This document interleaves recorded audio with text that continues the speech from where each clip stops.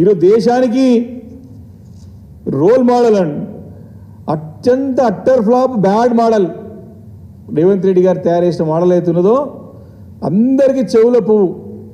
ఏ రకంగానైతే 100 రోజుల్లో 6 గ్యారంటీలు, ఏ రకంగానైతే 2 లక్షల రుణమాఫీ, ఏకకాలం రుణమాఫీ, ఏ రకంగానైతే ఒక సంవత్సరంలో 2 లక్షల ఉద్యోగాలు నిరుద్యోగులకు ఇస్తామని చెప్పిండో, ఏ రకంగానైతే మహిళలకు 2,500 పెన్షన్ ఇస్తా అని చెప్పిండు, ఏ రకంగానైతే వృద్ధులకి 4,000 పెన్షన్ ఇస్తా అని చెప్పిండో, ఇట్లా ఒకటి కాదు 2 కాదు అన్నీ కూడా పచ్చి అబద్ధాలాడి ప్రభుత్వంలోకి వచ్చి మళ్ళీ పార్లమెంట్ ఎన్నికల్లో కూడా అదే రకమైనటువంటి తప్పుడు వాగ్దానాలు చేసి అబద్ధాలు చెప్పి ప్రజలు నమ్మించి ఓట్లు వేయించుకొని మళ్ళీ ఇప్పుడు స్థానిక సంస్థల ఎన్నికలు వచ్చిన తర్వాత ఏ రకంగా ముందుకు పోవాలని చెప్పి ఆయనకి ఆలోచన రాక తప్పుల మీద తప్పులు చేస్తూ ప్రజల చెవులో పువ్వు పెట్టడానికి ప్రయత్నం చేస్తున్నారు. ఇక్కడ కాదు, ఆల్రెడీ అక్కడ రాహుల్ గాంధీ గారి చెవులో పువ్వు పెడుతున్నాడు, ఖార్గే గారి చెవులో పువ్వు పెడుతున్నాడు, ఇక్కడ ఢిల్లీకి అందరు పార్లమెంట్ ఎంపీ సభ్యుల చెవులో పువ్వు పెడతా ఉన్నాడు.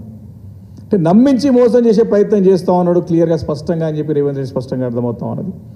నిజంగానే నీకు బీసీ డిక్లరేషన్ పేరు మీద మీరు చేసినటువంటి డిక్లరేషన్ అయితే ఉన్నదో చిత్తశుద్ధి ఉంటే మీరు ఈ 42% రిజర్వేషన్స్ 6 నెలలలో తీసుకొస్తామని చెప్పి మీరు తప్పుడు హామీ అది కాని పనిని కూడా చేస్తామని చెప్పి ప్రజలకి వాగ్దానం చేసి తప్పుదో పట్టించి అబద్ధాలు చెప్పి మభ్యపెట్టి మీరు అధికారంలోకి వచ్చారు. మీకు తెలుసు ఇది సాంకేతికంగా న్యాయపరమైనటువంటి చుక్కులు దీంట్లో అనేకం ఉన్నాయి.